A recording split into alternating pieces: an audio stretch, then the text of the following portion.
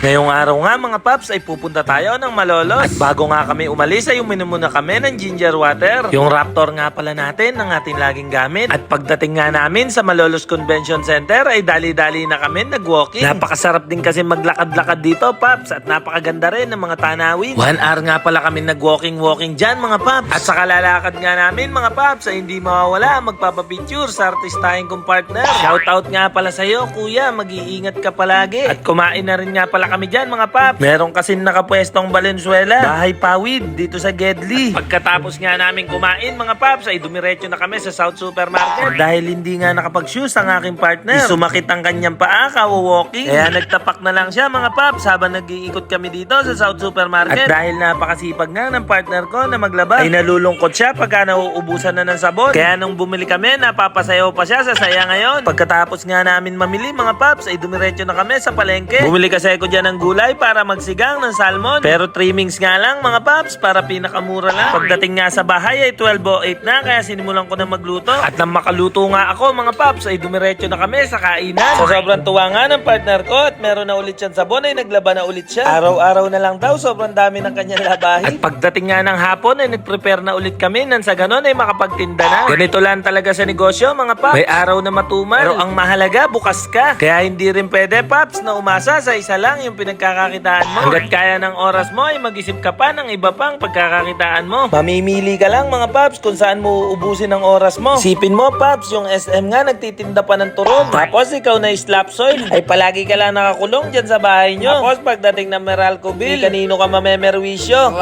Totoo nga yung kasabihan, Pap. Walang pinanganak na malas. Pero tamad, marami. At pagkatapos nga namin makapaglinis ng kusina ay uminom muna ulit kami ng ginger water. O siya, paano mga Pap? Hanggang dito na lang. Thank you for watching. Kilala mo naman ang baba mo, Papa Bruns.